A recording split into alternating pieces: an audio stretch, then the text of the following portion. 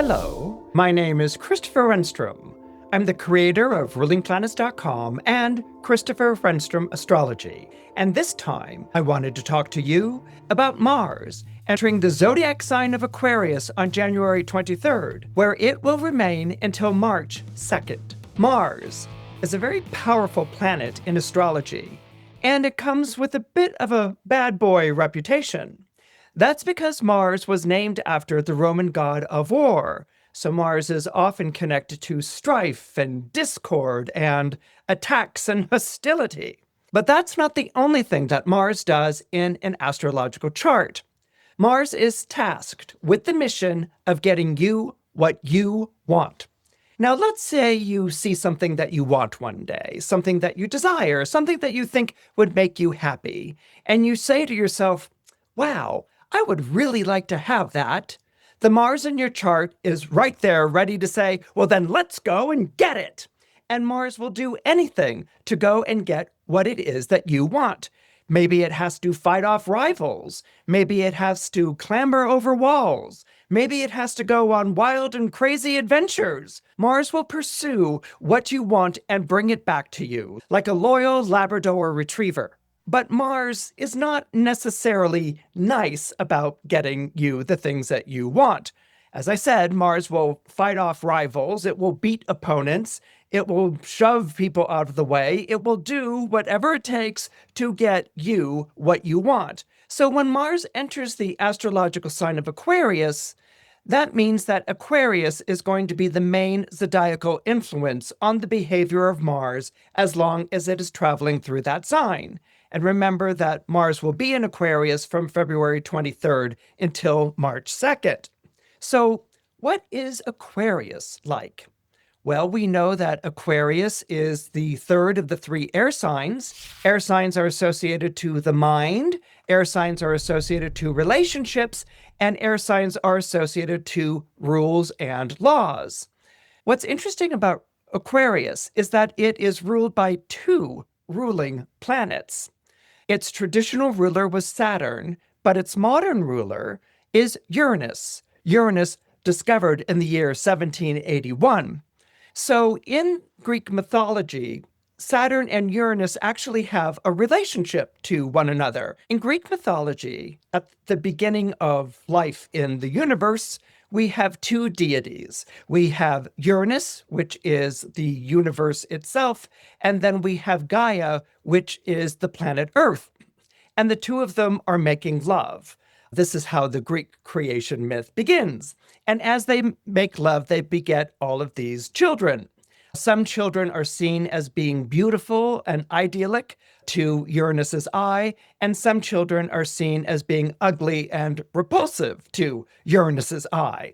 And when Uranus sees the children that are ugly and repulsive, he goes and he, basically pushes them back up inside of Gaia, who has just given birth to them. During this period of time where Uranus keeps making love to Gaia, she's in a tremendous amount of pain because she's carrying these children that have been put back inside of her.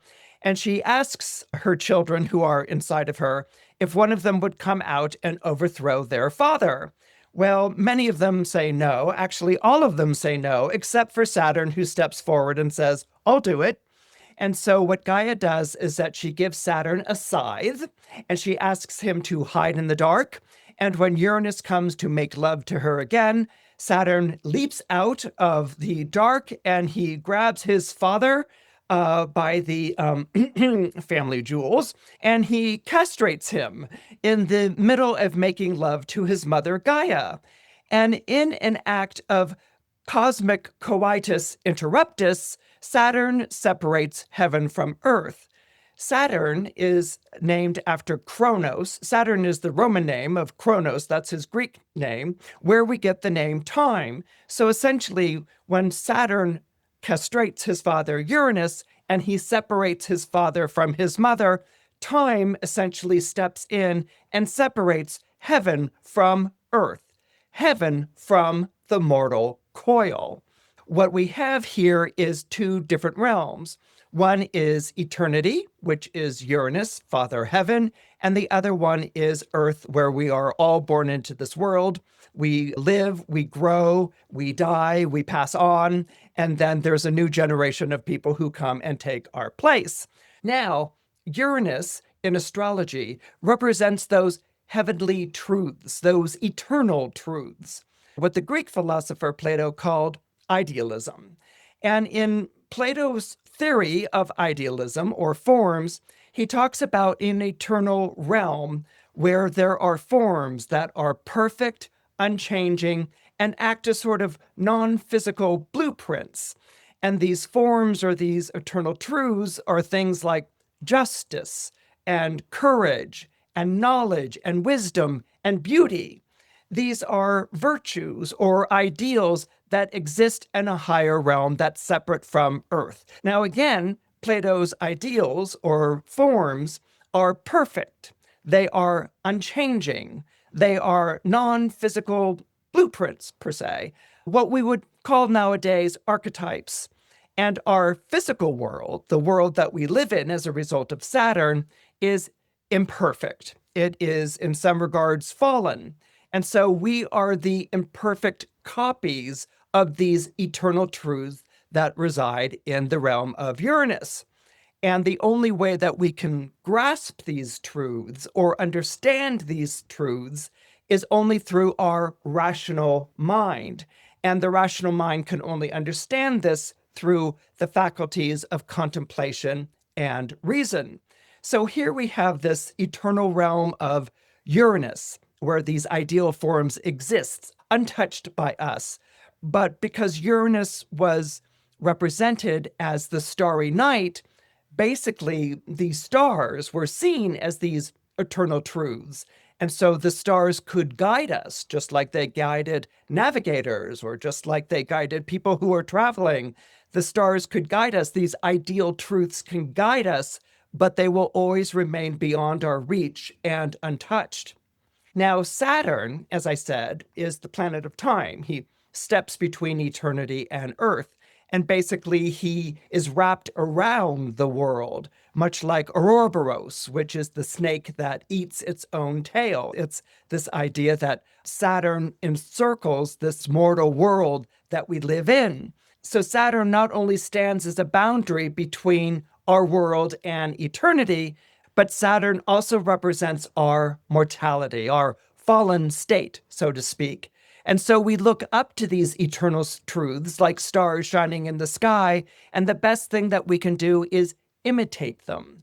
And by imitating the ideals that they stand for, like truth and beauty and justice, courage and wisdom, by imitating this in hopes of becoming a better person or elevating ourselves spiritually or even as a civilization. Now, Aquarians are ruled by these two planets, eternity and time, the ideal truths, and having to imitate these ideal truths in an effort to elevate our consciousness or elevate our civilization. Aquarians are essentially all about rebuilding that stairway to heaven. So what is Mars in Aquarius like? Well, the first idea that comes to mind is that Mars in Aquarius is a more caffeinated than passionate Mars. And the reason for this is because Aquarius is an air sign, and it also has rulership over our nervous system. And so what happens when you have Mars, which can be an accelerant, it can speed things up in a zodiac sign like Aquarius, it's a little bit more driven by nervous energy than it is by passion. Mars in Aquarius is going to be a more principled Mars. Remember that Aquarius is ruled by two planets, Uranus and Saturn. One deals with ideals, and the other one deals with how do you apply those ideals to day-to-day living. So Mars in Aquarius is very principled, it's very high-minded, and it's driven to try to imitate those principles. Its patience for failings or for shortcomings is going to be very short. In fact, it may have almost a sort of zero tolerance. It's the force of ideas that Mars in Aquarius believes in, that if we espouse these ideas and these ideas are right, then they will act as strength in this world. They will act as a strength to improve ourselves, to make ourselves better people.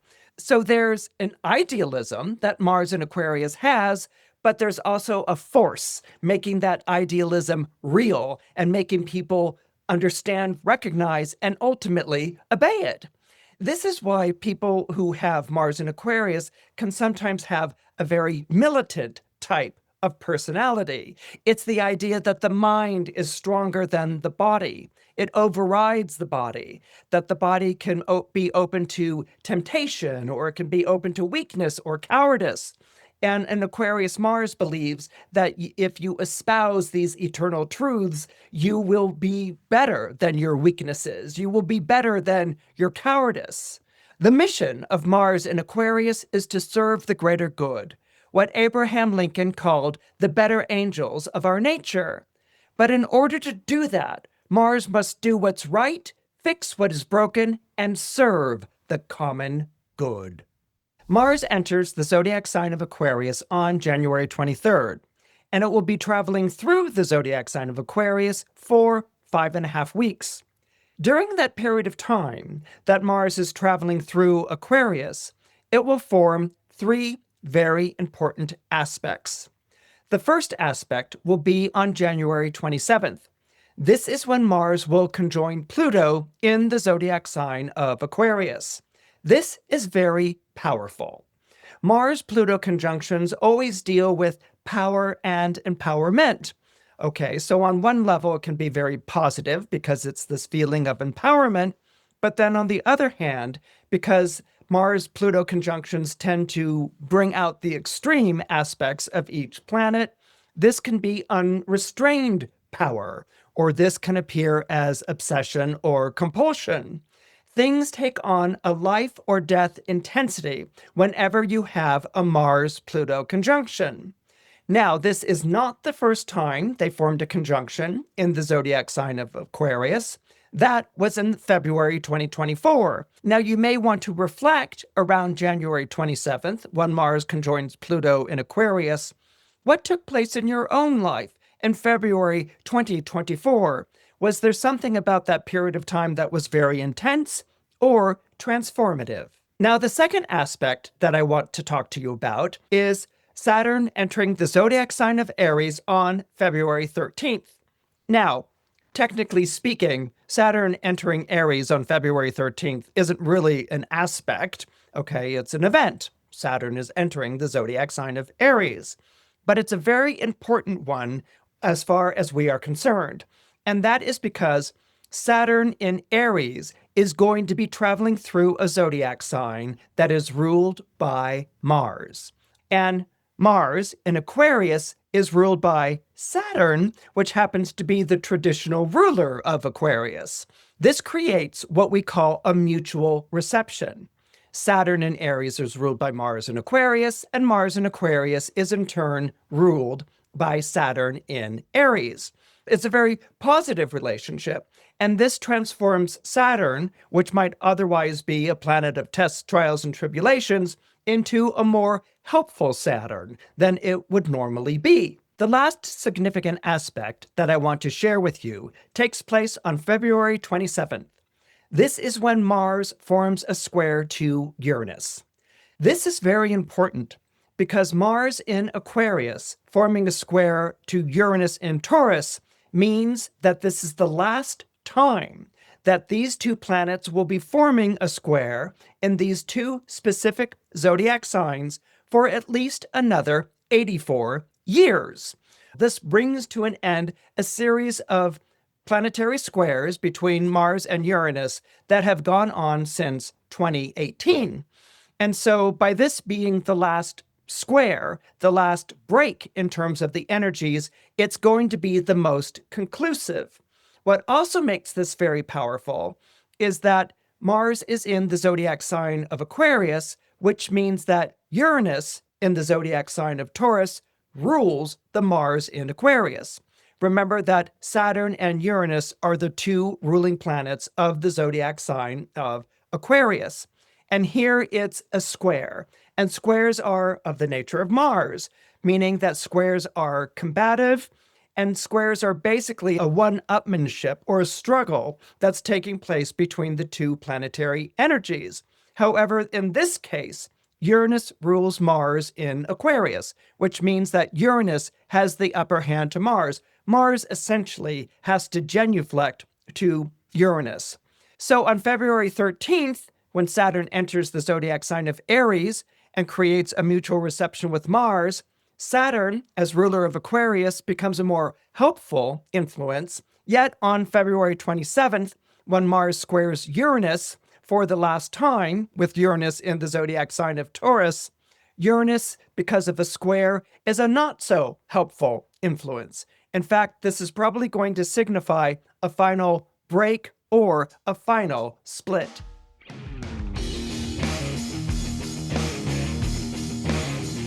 If you're born under Aries, or you have Aries rising, this period of time that Mars is traveling through the zodiac sign of Aquarius is going to be a good period of time for you. That's because when Mars is in Aquarius, which is an air sign, it forms a sextile by sign to your own zodiac sign. Air and fire get along with one another.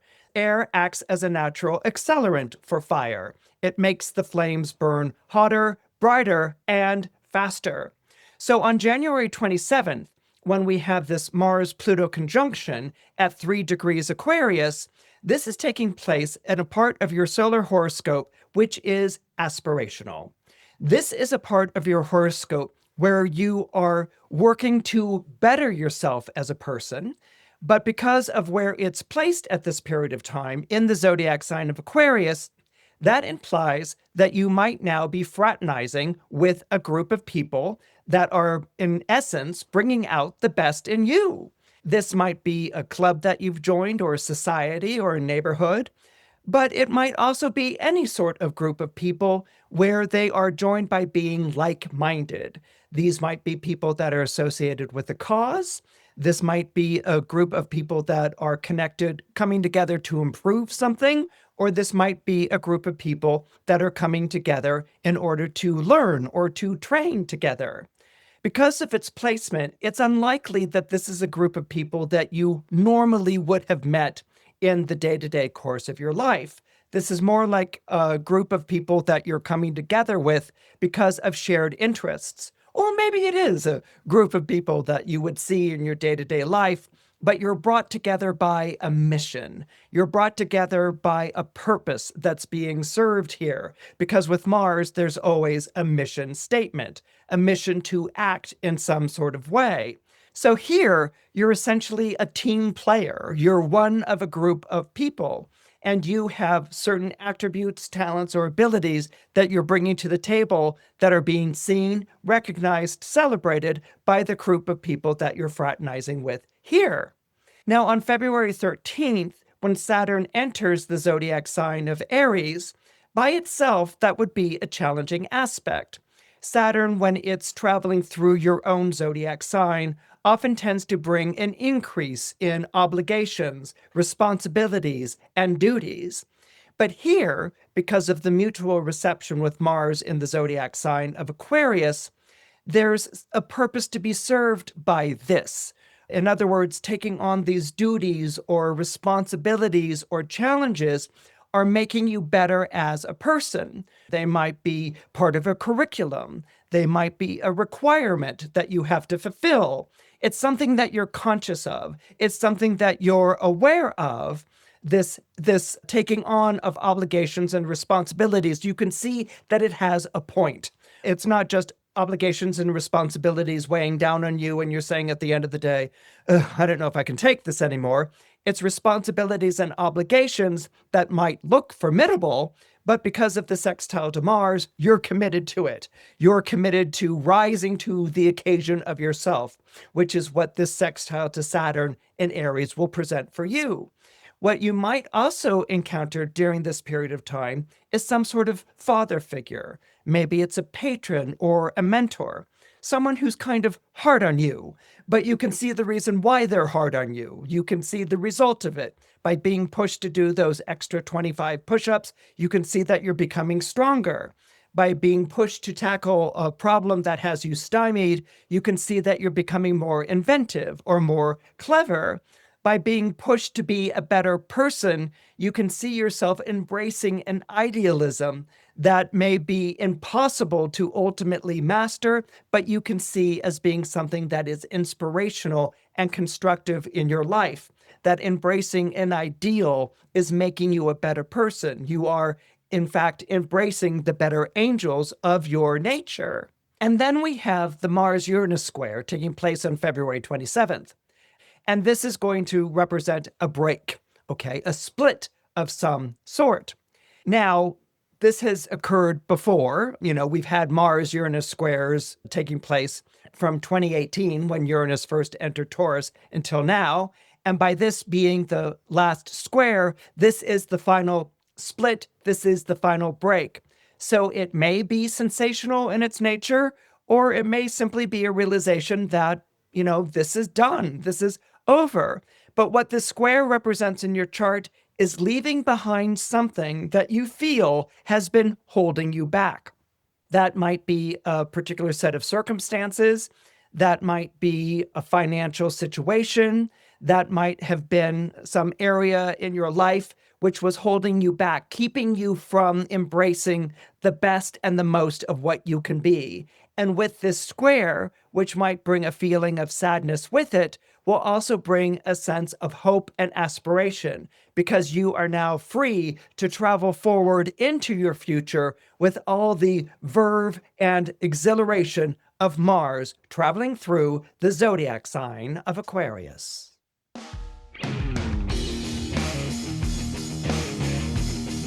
If you're born under Taurus, or you have Taurus rising, this period of time when Mars is traveling through Aquarius is going to be a challenging one for you.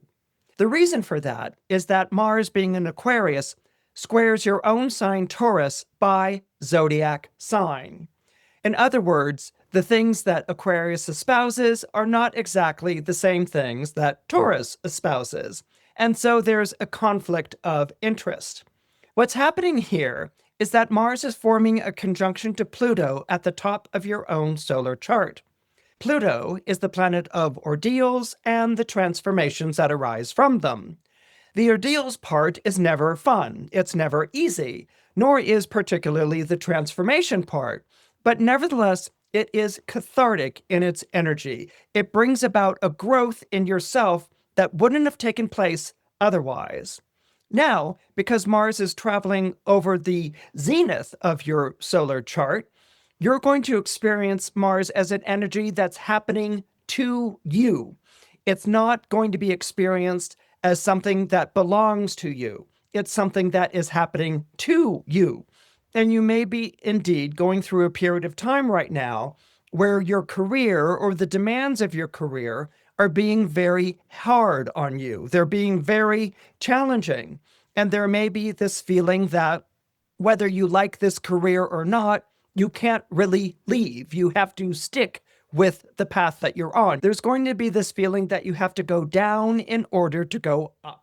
That might be one way that it plays out. And if that's indeed the case, you may find yourself in an established position in your career where you've gone as high as you can possibly go. And if you want to go further in your career, then you're going to have to change something about it. Maybe transfer departments, maybe learn a new set of skills, maybe go and look for a job, which is not necessarily a career. Maybe go and look for a job that would advance you in your career, or a different position or a different post. So there may be a feeling with this Pluto-Mars conjunction that you've gone as far as you can go, and now you have to climb down off the top of the mountain that you find yourself in order to climb a higher mountain that you spy in the distance. That could be one way that this is read. Another way that we can interpret this is that you are beginning a path in a career. And so when you're beginning in a career or you're beginning in an occupation, there are a lot of things for you to learn. There are a lot of things for you to perfect skills you need to educate yourself in. And so you may be feeling increased pressures around this, where you have to educate yourself or train yourself at the same time that you are performing a job or performing a task, and that the demands might be great, that maybe your job carries tremendous responsibilities, or the business that you're working in has suddenly increased or become larger, and you have to be right there. You have to show up. You have to be ready to help out. So again, you may feel like your life is being defined more by the demands that are being made upon it than by you pursuing your own ambitions and drive. Or you might have pursued your own ambition and drive, and this is the cost that it comes at, a high cost of perhaps stress or hours spent, but nevertheless something that you have to meet. So this Mars is something that you have to do, and it's making you do it. So it's kind of almost acting as the master of your life. On February 13th, Saturn will enter the zodiac sign of Aries, where it will be in mutual reception by sign to Mars in the zodiac sign of Aquarius. Now, this part of your solar chart that Saturn is traveling through is one that's associated to feeling alone or apart in some way. This is the solar 12th house. And the 12th house can be a house of struggle, but not the same kind of struggle as a square struggle would be. A square struggle you can almost think of as like a heavy weight that you're bench pressing, and then you're like, and you're doing everything that you can to push it up and push it forward. You know, there's that kind of a struggle. Saturn here in this particular position is more of a personal or a soulful struggle. You may feel, for instance, that you're not up to the task at hand, that you're not up to the demands that are being made on you. You may be experiencing to some degree some sort of form of anxiety or nervousness, or maybe even depression in some way. And this might be something that you find a bit hindering and getting in the way and really distracting your mind or filling you with anxieties and insecurities and questions as to whether you're up to the task at hand. What makes Aries different from Taurus, for instance, is that Aries is very much a power-through sign. Taurus is a powerful sign, but its power is in endurance. Its power is in being able to take a licking and keep on ticking, all right? What's being asked of with the Aries and the Aquarian energy that's going on is that you rise to the occasion of what's being asked of you. And you may feel during this period of time very real questions as to whether you're up to this, whether you want this. There's going to be this feeling that you have to do this, and you might even be resentful of it. With Saturn, you have no choice but to do this, to come through, but it's also getting you to reconnect with yourself on a deeper level. What might begin as resentment or anger at being forced to do something that you don't really want to do because it's making you feel anxious or stressed out. But at the same time, you may be calling upon a strength that you never really thought you had. In its own way, what's going on here is that the Mars energy is pushing you up and over a hurdle that you need to cross, that you need to get on the other side of. And it's doing it not through the most positive way. You don't have any choice but to do this, okay? So you have to rise to the occasion. You have to see things through. And what you're going to experience during this period of time is that you're stronger than you thought you were. Now, it might come out through anger. You know, I mean, we've all seen those situations where people are being forced to confront things about themselves and they get angry at the psychotherapist. They're like, why are you making me feel these things? And the psychotherapist is like, you're on a breakthrough. You're about to see what's going on. And they're like, I hate you for making me do this. But then they do it and they see that they can do it and they feel good. And they still hate the psychotherapist for making them do it, or whoever has been pressing them to do it. So you may resent the entire period of time of being put on the spot But you're also going to realize at the same time that you are capable, that you are able, that this is something that you can do. You can rise to the occasion of what the demands are that are being made of in your life. So that when Mars in Aquarius forms its last square to Uranus in Taurus on February 27th, this is going to allow you to break with the past. All right. And what I mean by the past is I want you to think about where you were in your life in May of 2018 when Uranus first entered the zodiac sign of Taurus, your zodiac sign. And I want you to think of all of the changes and all of the upside down, inside out, revolutionary changes that Uranus has exacted upon you as it's traveled through your zodiac sign. And I want you to sort of see where you've wound up. Now, you may feel in some ways that you're back where you began, in 2018. Maybe there was a life change in 2018 and you find yourself facing a similar life change right now, or you may find yourself making a decision that should have been made back in 2018 and being something that you can finally make now. But in any case, you have arrived at the place where you need to be, where you didn't think you could be, maybe where you didn't really want to be, but now it's yours. You see it, you see your power, you see your strength, you see your ability. And what you also see here is that no one is going to dominate you again, that you really are in charge of your own life, that you really are liberated and free. And that's the lesson, that's the message of Uranus having been in your zodiac sign. And by breaking with the past in such a substantive way on February 27th, or in an eternal way, something that you recognize in yourself, this frees you up to move into the future, which is where Mars in Aquarius is trying to take you.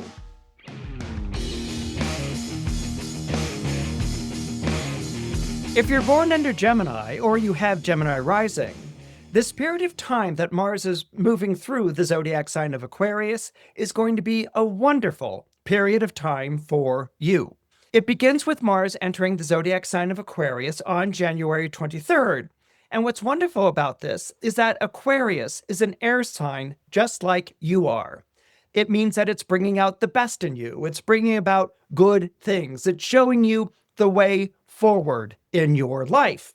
When you have Mars moving through the zodiac sign of Aquarius, Mars is working with you. It's like what I was saying earlier in this video. If you see something that you want and you say, hey, I want that, Mars gets up and says, okay, let's go get it. Well, that's what Mars is doing during this period of time that it's in Aquarius. It's saying, let's go get it. And it's rushing off and it's fighting for the things that you want, or it's retrieving something that you want, or it's fulfilling whatever desire that you have.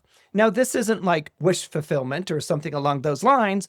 Mars is a planet of action, and it's a planet of pursuit, and it's a planet of making things happen. And in the zodiac sign of Aquarius, which is such a future-oriented sign, what's going on right now is that basically you have this sense that not only are you pursuing the things that you want to pursue in your life, but where other people might feel like, well, maybe they'll accomplish it one day or get there one day, your feeling is the future is now. Aquarius is a futuristic sign anyway, but this feeling that your future is now comes about from the Mars conjunction to Pluto on January 27th. What that might do is bring this feeling of not being afraid anymore, or not delaying things anymore, or not postponing things anymore. It's more than just a feeling like you deserve what it is that you have. It's more like, I want to have the things that I want to have, and I want to have them now. I want to enjoy them now. I want to be fulfilled right now. This is something in which you're going to see your hard work and your efforts bear fruit during this period of time. And it's going to be tremendously confidence building for you and also transformative for you, because there's a real sense of personal and even spiritual fulfillment during this period of time. Now, the other thing that you sort of have to watch out for here whenever you're dealing with Mars in this kind of an aspect. Mars is in conjunction to Pluto. And so this is a very powerful conjunction and very much about power play. And so this might be a period of time in which you don't know your own strength. In other words, you may be pushing too much or pushing too far with something like this. I mean, we all want to push a limit, but sometimes those limits are there for a reason. So you want to be aware of promising too much, taking on too much during this period of time. You will feel the exhilaration of the trine, like, I can do that. You know, if you ever saw a chorus line where the guy was like, I can do that, but he shows that he can perform whatever is being asked of him by the choreographer. You can basically perform or do anything, you know, with this feeling, and you'll do it because Gemini is an immensely capable zodiac sign. And if it doesn't know how to do something right away, it will learn really fast how to do it. But you don't want to push yourself too hard or too far. There's plenty of time to enjoy and celebrate the things that you are pursuing. There's no great urgency here. There's a feeling like you can see for miles and miles, and you know that you're on the right course and you're on the right path. And this path might be a spiritual path. It might take you from one set of beliefs to another set of beliefs. It might be traveling in some way. It might take you from one state to another state or one country to another country. It might take you to a different culture. There might be something that's very enlightening or educational about this path that you're pursuing. So there's a lot of wonderful mental stimulus that's going on here. Geminis, mentally speaking, can be like 2-year-olds who've had too many jelly beans, or maybe make that a 4 or 5-year-old. You know, they get a little bit exhilarated and excitable and spin around in place until they fall over and exhausted. Well, you don't want that to happen during this time. You have all the time in the world to enjoy this trine. And then this is followed by Saturn entering the zodiac sign of Aries on February 13th. And at that point, there will be a mutual reception that exists between the Saturn in Aries and the Mars in Aquarius. And what's nice about this is because of the placement of Saturn in your solar horoscope. It appears in the 11th house of your solar horoscope. And so this brings a kind of camaraderie into your life. And I'm very deliberate in my choice of camaraderie for people born under Gemini or who have Gemini rising during this period of time. Geminis can make friends easily. You know, they have a bazillion acquaintances, okay? And they pride themselves on going from one group of people to another group of people. It's kind of like the person at the high school cafeteria who can hang out with the nerds and then go hang out with the most popular people. You know, Gemini has this social fluidity. It's one of the most beautiful virtues of Gemini. But when you see a Saturn in Aries taking place here, this is a camaraderie. So this might be a group of people that are coming into your life who are there as comrades. You know, they're people that you're working with. They're people that you're striving towards something with as a group. You're not alone with it. It's not one-on-one. There's a group of people that have your back and you have their back. So there's a seriousness of purpose. And there's a feeling that you're not just alone on your path, but other people are traveling with you. It's almost kind of like fellow travelers, as they used to say back in the day, and people who subscribe to the same ideas or the same curiosities that you do. Maybe there's a collaborative situation that's taking place where you're really enjoying collaborating with these people and that you're working as a team to achieve or accomplish certain results. And so this is a beautiful feeling. It's really kind of almost like having found your people, but there's a Saturnian element to it. They're not going to be like, oh yeah, you're the best and I'm the best too. No, it's going to be sort of like, I'm your comrade and I've got your back and we're together working on a project or an enterprise, but we're also holding each other accountable. We're also responsible for producing results. And there can maybe even be a kind of like friendly rivalry or competition here, something that brings out the best in you and also brings out the best in the people around you who are committed to the same path that you find yourself on right now. On February 27th, we will have a Mars-Uranus square, and this is the sort of thing where you're more identified with the Mars because it's trining your zodiac sign Gemini by sign, and what you're not as identified with or not as recognizing here is Uranus. Uranus is taking place in a part of your chart which is kind of like a blind spot for you. And so what might happen on February 27th is that there might be an event or situation, a split or a change that blindsides you to some extent. You didn't see it coming, or you thought it was one thing and it ends up being something else altogether. And what this can do is that this can be a feeling like, is it going to interrupt this future is now flavor? Is it going to sidetrack it or detour it in some sort of way? And the thing is, no, it doesn't have to, because Uranus is always getting us to kind of expand our vision, our way of thinking. So I guess what I'm trying to share with you is that what you may view as being disruptive or challenging for you, maybe even defeating for you in some way, is actually meant to shake you loose from old ways of thinking, from old approaches, from maybe even old fears and anxieties. You don't have to go back to the person you were before. You can be and fulfill and live in the person that you are now. And this Uranus square might be saying no to something that's trying to reel you back into a previous situation or commitment in your life. Or it might also be saying no to an anxiety or fear that falls across your path, and that you realize that you're not going to bend the knee to that fear, that you're going to be liberated in all aspects of your life as you pursue what's truest and highest in yourself.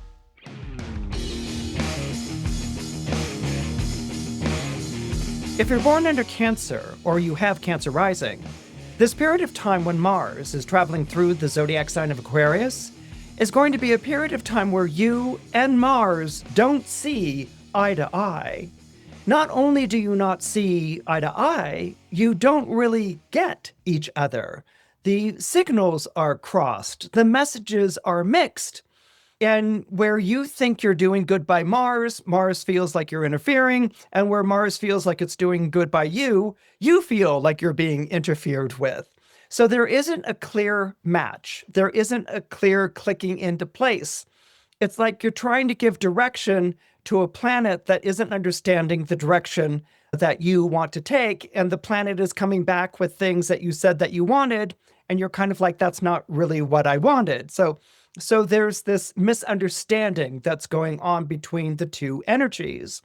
What makes this even more powerful for you during this period of time, especially on January 27th, when Mars forms a conjunction to Pluto in the solar house of sex, death, and other people's money, is that you're going to feel like you're being faced with some pretty heavy situations, but you don't really know what to do with this heavy situation, because your natural inclination would be to go and rescue someone who's facing a difficult time, but maybe that person doesn't want to be rescued. So you don't really know what to do. Now, when we think about things like sex and death and other people's money, these are very intense subjects. They're not the sort of thing that you bring up at the dinner table. People don't suddenly start talking about their sex lives or their ruminations on death, or how much money they owe someone, or how much money that someone owes them. Those are things that we keep in our back pocket. We don't really share these things.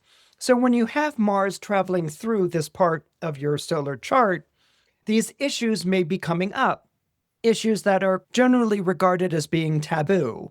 And so there might be issues dealing with sex or sexuality right now, which is very strong and very powerful. There might be issues dealing with death. Maybe someone is facing that, or maybe there's a sense of mortality that's given you a chill in your life. Or maybe there's an issue of money that's going on where you feel like there isn't enough money to make you feel secure or to make you feel grounded, or where you feel beholden to someone financially, either because the other person makes more money than you and so they can tell you what to do, or you make more money than someone else and you're always bailing that person out financially, or something along those lines. So Mars is a natural warrior, obviously, because it's named after the Roman god of war, but it's also a natural hero. It runs to the rescue. It rushes in where angels fear to tread to hopefully save the day or to salvage the situation. So what's going on here with Mars going through this kind of sensitive part of your chart where very personal things are being brought up, may be a situation in which you are communicating with someone who you share this kind of a bond with, whether the person owes you money or there's a sexual issue that's going on, or whether there's a fear of mortality or even dealing with the specter of mortality that's going on. What's being called upon here is for you to be available in an Aquarian fashion. So being a Cancer or Cancer rising, your tendency is more towards the emotional, okay? And it's more towards, this is a horrible thing that we're facing, and you want to hold the person, you want to comfort the person, you want to cry at the same time. You might even feel like you're out of your depth with what's taking place. But if you can understand the Aquarian Mars, which is, okay, it's time to broach the taboo topic. It's time to talk about the elephant in the room. It's time to reach out to this person in a way that we are communicating about things that we'd much rather not communicate about, but by necessity, we do have to communicate, and we have to sort of clean up or face this together. So this is what Mars is doing when it conjoins Pluto in this part of your solar chart. It's going to be something that's very intimate, something that's very intense, and something that requires you to be the cerebral one, the calm one, the in control one. It requires you to perhaps communicate certain truths that aren't really easy or great to communicate, but communicate because they need to be talked about. Things need to be discussed. Things need to be out in the open. If there's anything that Aquarius, will swear by, it's communicating the truth, because Aquarians believe that the truth sets you free, ultimately. On February 13th, Saturn enters the zodiac sign of Aries, where it will be in mutual reception to Mars in Aquarius. And in this particular position, Saturn will be at the top of your chart. So that basically implies you taking on a more parental position, maybe even taking on the role of dad in this type of situation, that you are there for someone who's going through a rough time, and you're there as a provider and a protector, but you're also there to help that person understand what their world has become. You're also there to be a pillar of strength that person may not feel that they can provide for themselves. But at the same time, you might be dealing, as I was saying earlier, with someone who doesn't want to be rescued, or someone who doesn't want to be treated as infirm or having a problem or an issue, or is out of control in terms of their finances. So it's up to you to talk about that in a way that doesn't become incendiary, to talk about it in a way that's respectful to where the person is, but also doesn't quite let the person off the hook either. This isn't going to be about mutual denial, avoiding topics that you're uncomfortable talking about. This may show you engaging in conversations that you have to initiate again and again, not in a hovering, nagging way, but just that it's important to be brought up.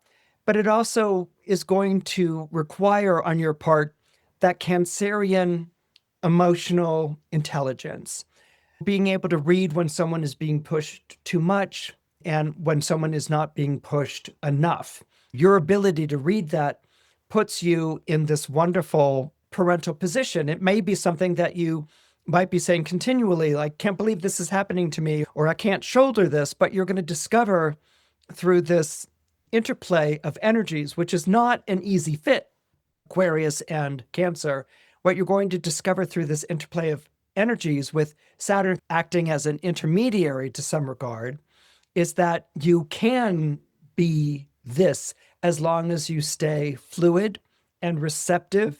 You recognize the necessity of conversation, but also you recognize the limits that someone can take these sorts of things. You give someone space. It's like being there for someone in a parental way, but also being the sort of parent who gives the person their space as well and lets the person come to talk to you when they feel like they can. When we experience that Mars-Uranus square on February 27th, you're more simpatico, or you're more in sync with the Uranus than you are with the Mars. And that's because Uranus is in Taurus, and Taurus is an earth sign, and earth signs form a natural sextile by sign to water sign.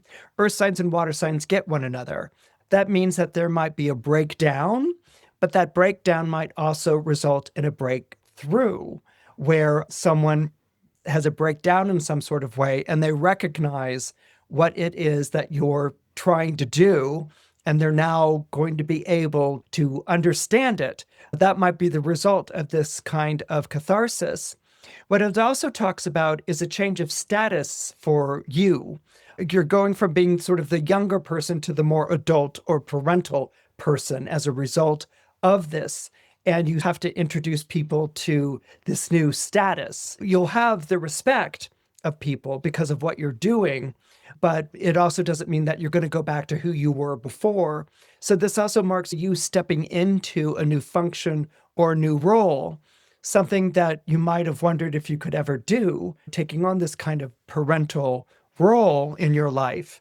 And that could be a parental role that comes from being an employee or a boss to someone who needs to rely on you. You take on this role and you may find that you're a lot better at it than you thought you were before. And that may be the culmination of this journey that you've been on since Uranus first entered the zodiac sign of Taurus in 2018.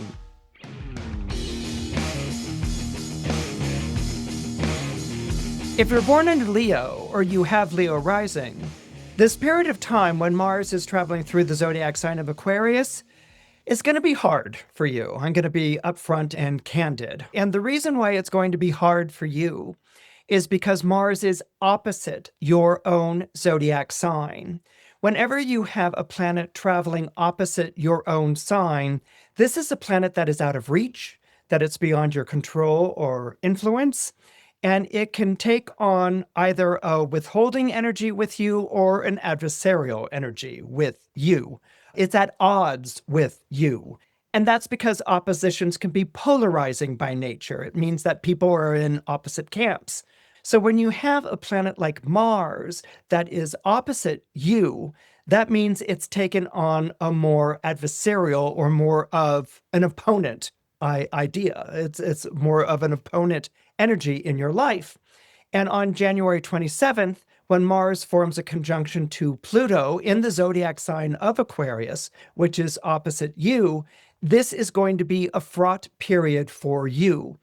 It may very well be that either you're having a crisis with someone in your life where you're in opposite camps and you're not connecting at all with one another, which means that you're either screaming at the top of your lungs at one another or you've retreated to opposite corners and your arms are crossed and you're just not talking to each other. And if that's going on, it just basically means that there's a break, and this period of time when Mars is conjunct Pluto on January 27th might be a split. It might be a break that's it. There's nothing more to be done except to dot the I's, cross the T's, and say that we're finished. But what might also be going on during this period of time is that there's a lot of anxiety and drama and difficulty going on in the lives of the people around you, and they might be bringing the crisis.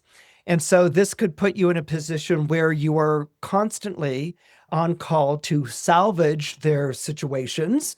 And because it's an opposition, it might also be a period of time in which they feel like they're on call to salvage your situation. That could be what's going on. There's going to be this feeling like you're not in control of the Mars. The Mars doesn't belong to you. It's acting on you, and you're not holding it. The reins are not in your hands. They're in the hands of someone else who is in adversity to you. So this talks about being in a position of weakness, being in a position where the other person pretty much has all the power.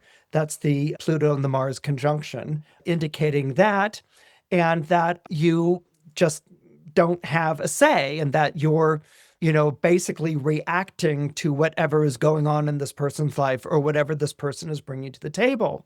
Now, that might be your cue to make yourself scarce, to say, well, I'm going to go and hide out somewhere until Mars is done opposing me for 5.5 weeks. But that's not really going to work, because when Mars is opposite like you, it will also chase you down whatever foxhole you're trying to go and hide in. It's committed to making your life difficult.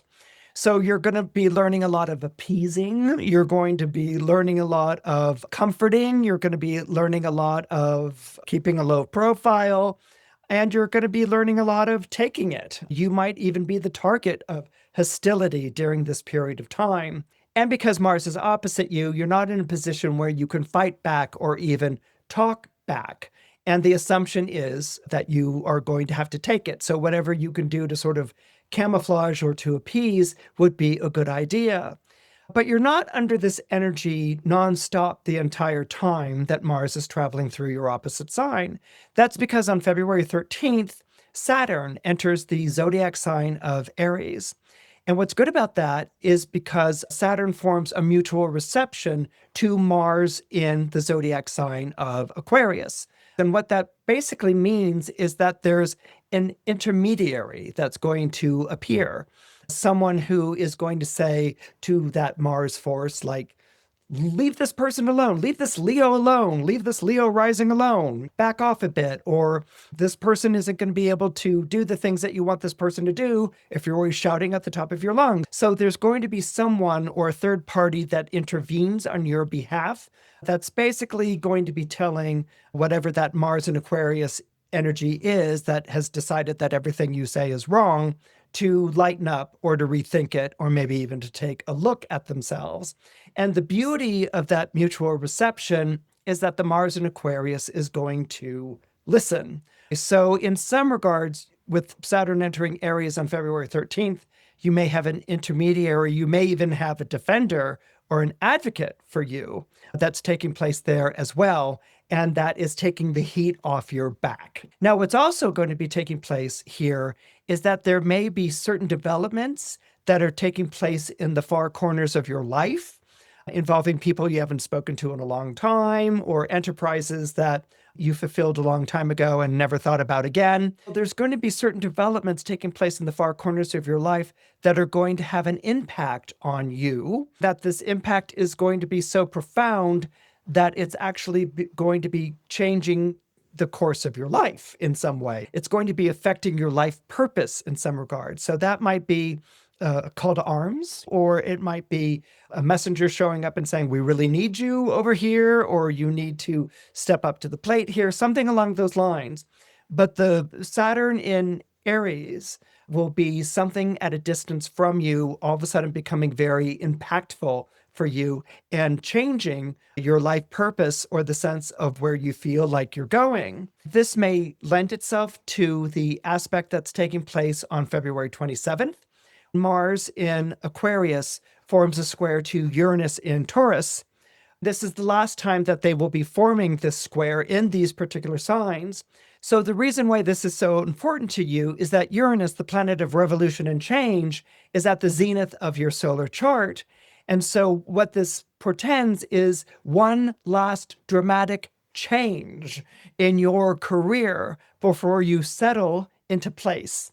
So basically what's going on here is that there's going to be yet another change in your career, and you've been going through these changes in your career since Uranus first entered Taurus in 2018. There's going to be a last dramatic change in your career, and after this square takes place, whether it's a breakthrough or a breakdown, we'll see. After this square takes place, you'll be allowed to settle into place. In other words, you'll find your peace again. You won't be under this wholesale attack, and that you'll settle in. It's almost like you've come through the storm, you're on the other side of it, and you can see clearly where you couldn't see clearly before.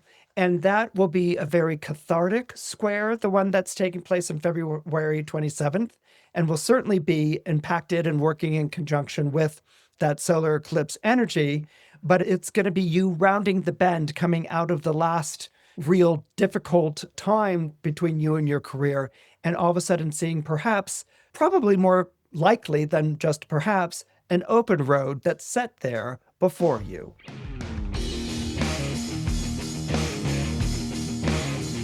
If you're born under Virgo or you have Virgo rising, Mars is really going to put you through your paces during the period of time that it's traveling through the zodiac sign of Aquarius.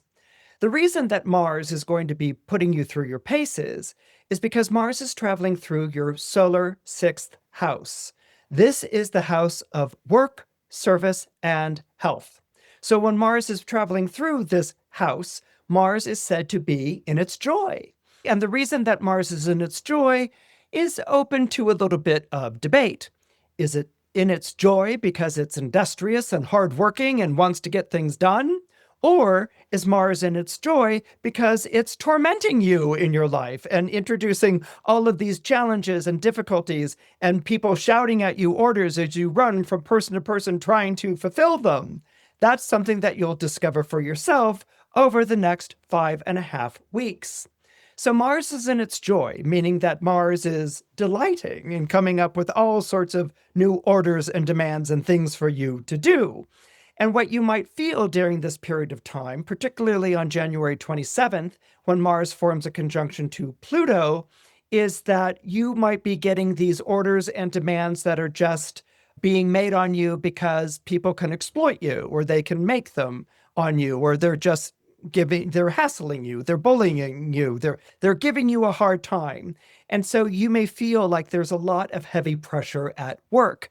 You may feel like what's being asked of you is just too much, that no matter what you do, it doesn't seem to please anyone. It doesn't seem to be what they want. It reminds me of Miranda Priestley torturing her assistants in The Devil Wears Prada, where she's issuing all these types of demands and everyone's running around in a flurry.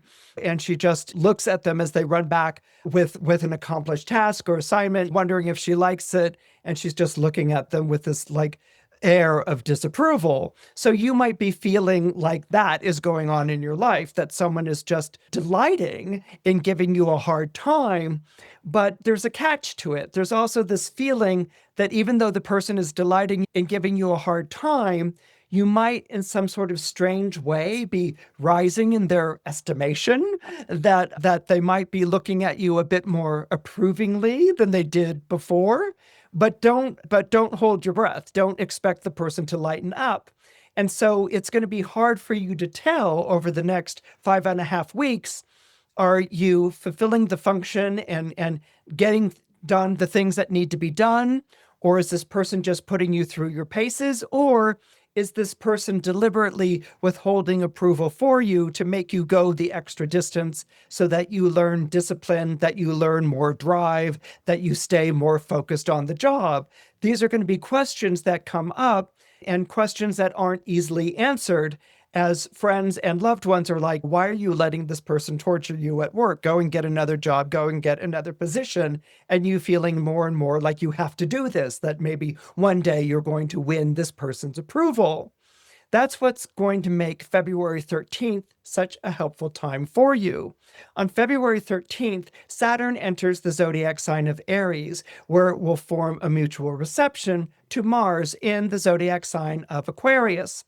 Now, this isn't going to bring the approval that you want or the approval that you need, okay? In fact, it might even double down on the demands that are being made of you. But what you're going to see is that as you fulfill these demands, as you fulfill these obligations, that a person in charge has become more dependent on you, that they rely on you more and more, that you might be separated from everyone else. You might be the person that they go to directly to make the request. You might even take on responsibilities that are associated with higher stations. They might be naturally assigned to you. And so that might be where the approval is signaled to you, that you're now taking on the work that so-and-so used to do because so-and-so isn't good at it, and you just happen to be less of a disaster than that person is. That might be what you hear.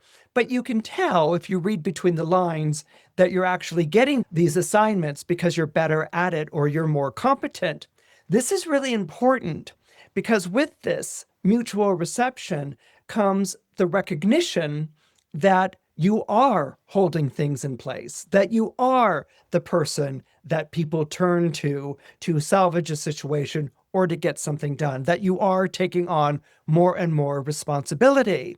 So this is going to become less about winning someone else's approval or recognition and more about you recognizing in yourself the role that you play, and that maybe certain people couldn't do the things that they're able to do if you weren't there. So it's an interesting and very ironic and subtle twist. As long as you buy into the indentured servitude mindset, which can come with a sixth house transit like this, as long as you continue to buy into that, you will see yourself as servile. But if you begin to see how much other people are relying on you, particularly people who are in charge, and that may be the reason they're withholding recognition or approval or praise for what it is you do, is because they don't want you getting a big head, or because they don't want you to realize how much they depend on you, this is important insight. And this may come around this period of time. And it may even lead up to February 27th. Now, on February 27th, we have a Mars-Uranus square. And this being a square is supposed to be very challenging. But Uranus is in the zodiac sign of Taurus, and Uranus is the modern ruler of Aquarius. Uranus is the modern ruler of the sign that Mars is in. So Mars has to genuflect to the Uranus. Why is that important to you, Uranus being in Taurus? The reason it's important to you is because of the ricochet effect. Uranus is in the zodiac sign of Taurus. Taurus is an earth sign. You are born under Virgo, or you have Virgo rising. That's an earth sign. And so that's a trine. There's an understanding. There's chart support in that area. So if Mars is ultimately losing out to Uranus, or has to bend the knee to Uranus, and Uranus is in a zodiac sign that's sympathetic to you, that means that you actually end up having the upper hand. Now, is it the upper hand that now you're the boss or the CEO of the company? No, nothing like that. But it's a ricochet, as I said, it's kind of ricocheting off and hitting a sign that trines you, and then it comes back to you, this last square.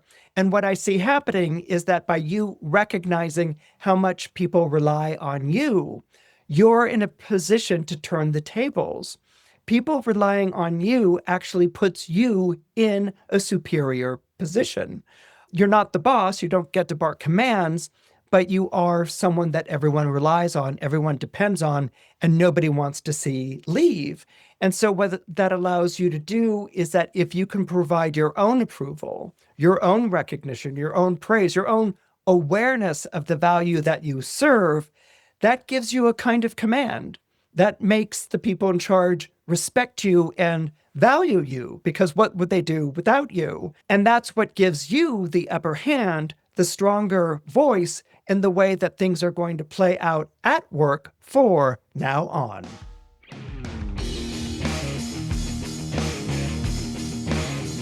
If you're born under Libra, or you have Libra rising, this period of time when Mars is traveling through the zodiac sign of Aquarius is going to be a wonderful, revelatory time for you. The reason for that is because Aquarius is an air sign, just like Libra. When we're talking about Mars, Mars is definitely going to be on your side and going out there and pursuing the things that you want to pursue, helping you to accomplish your aims. On January 27th, Mars forms a conjunction to Pluto in the zodiac sign of Aquarius. This happens to take place in your solar fifth house in astrology, which is the house of arts and entertainment, sports, love and romance, and children. Well, that's a lot of things going on there in that fifth house. But anyway, this is basically a house that's best described as delights. And it can be quite delightful when Mars is coming through this particular solar house in your chart. What's also going on here is an intensity, because Mars and Pluto together is powerful. After all, these are the two planetary rulers of the zodiac sign of Scorpio. So you know that when Mars and Pluto are coming together in this way, it's going to be powerful and it's going to be transformative. Now, when we're dealing with Pluto here, there's changes going on a very powerful, life-changing level. Think about a volcano, the way that they sleep and are dormant for years, decades, maybe even centuries, and then suddenly they erupt. And so this might be something that's going on in this area of life for you, where all of a sudden your heart is very open in a way that it wasn't open before. You are going through some sort of change in the status of your relationships that's very powerful. And it's going to be positive. It's going to be constructive. It's actually going to be very liberating and very revelatory for you. Now, what this kind of puts me in mind of is this wonderful film from the 1970s. And I love this actress. She was always in these films. Her name was Jill Clayburgh. And she was always in these kind of like feminist romantic comedy films where the woman was going to be thrown on her own devices and she was going to speak up for herself and live her own life. But it was still going to be a romantic comedy in some sort of way. It was the 1970s. And women's liberation was very much in the air and very much in the culture during this period of time. And the film that it puts me in mind of is Unmarried Woman, which starred Jill Clayburgh. And in it, she's living this great life with her husband. And one day he confesses to her that he's having an affair. So she goes on this adventure where she's divorced from her husband. She doesn't know what to do with herself. She's an unmarried woman. And what's fascinating about the title is that you think this is going to be about divorce and the trials and the tribulations of divorce. But what she finds in all of this, I think he goes and very quickly remarries or marries his mistress or something along those lines. And she's left on her own and kind of disgraced. And I think she sees a therapist during this period of time and she gets friends. And instead of being sunk or destroyed by this, she's liberated by this. She steps into her own power. Anyway, this all takes place in Manhattan and New York. And the city just opens up for her. You know, she's going out with friends. She's discovering who she is. She gets a job. And of course, she goes down to Soho. And it's 1970s Soho. So it's not the cleaned up Soho that it is nowadays, where it looks more like a Disney ride than anything else. No, this is kind of like artists have just sort of set up in the lofts. Soho has rough edges and things like this. And she goes to a gallery open, I think, in Soho, and she makes eyes at this guy who turns out to be Alan Bates, and he makes eyes at her.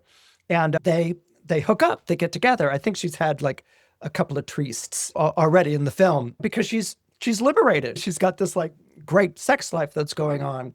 And she doesn't feel like getting tied down. And Alan Bates is like this bad boy artist. And he invites her to his loft and she sees his work and he's brilliant. He's like this up and coming, like great painter, this great artist. And he falls in love with her. He really, really wants to be with her. And that's where we meet Saturn entering Aries on February 13th. Saturn enters the zodiac sign of Aries on February 13th and forms an opposition to your own sign if you're born under Libra or you have Libra rising. But yet, what would have been difficult or a split, that's what opposition energies can be. They can be a split, two people heading into absolutely different directions. The Saturn in Aries creates a mutual reception with Mars in Aquarius. So Mars in Aquarius rules the Saturn in Aries, and the Saturn in Aries rules the Mars in Aquarius. And so they have a conversation. And this is where the title Unmarried Woman takes on another dimension or another depth. She has this affair, which really blossoms into a relationship with Alan Bates. And he's very famous. He's in demand. Jill can go and live this bohemian life, which I don't know how bohemian it gets because it's Soho and he's a New York painter in high demand. But anyway, she can go and move. He wants her to move into his loft and they're going to be in this relationship together and maybe even get married. And maybe he is proposing. I think he does propose to her and stuff. And she's like, no, I don't want that. And he's like, well, why not? And she's like, I like who I am. I like the freedom that I have right now in my life. And I don't feel like coupling again. I don't feel like being under the yoke of marriage again. I love you. I think you're great. Maybe she says he's far out or something. I don't know. It's 70s. But she's like, I don't want that. I want my own independence. And he looks at her admiringly and he's like, you're your own woman. And that's like really great. That's really cool. And I love that. And she's like, I guess I am. And it's this wonderful moment of where they're not going to get together, but he admires who she is, which is such a Saturn and mutual reception with Mars moment that's taking place here. And then the ending of the film is really great. He gives her this big painting that she takes the elevator down or whatever, and she's trying to handle this painting. It's like I don't know, they couldn't have called a truck delivery and it could have been delivered. But anyway, she takes this painting as a gift, and it's her heading uptown, or it's her in Soho, and she's heading towards Broadway, probably to get a cab or something with this, or a subway with this huge painting. And it's just this wonderful moment that comes at the end of the film, because unmarried means she's who she is. She gets to be who she is. She gets to live the life that she wants to live. Maybe she's going to dovetail with the painter again, maybe not. But the message was, be your own person. A divorce doesn't have to destroy you, because divorce still at that time in the early 70s was seen as a scandal. Or what's the woman going to do? Or it's her fault in some way. But here it's triumphant as she's carrying this painting through Soho. And it's really wonderful. And that's how I would really interpret this Mars-Saturn mutual reception for you. And that you're in a period of time in which things are transforming in perhaps a relationship of yours. Maybe you're beginning one, ending one. But you also maintain your independence. You also maintain your autonomy of who you are. And of course, on February 27th, we have the last square between Mars in Aquarius and Uranus in Taurus. And that is the final square that's taking place here. And so here, you may be confronted with the cost of this decision, what this is going to cost you in your life, maybe financially or social status or something along those lines. But the feeling definitely here is that it's not going to be prohibitive, this square, as much as it's going to be liberating, and as much as it's going to change your views of what being in a relationship is. Sometimes we can carry the person that we are from relationship to relationship, and it sort of remains the same until you have that relationship that changes that, or you end a relationship that changes that. And so that's how I would interpret this Mars in Aquarius, that you're going to experience this catharsis on February 27th that's going to change your mind or your ideas about relationships, but it's going to change them for the better.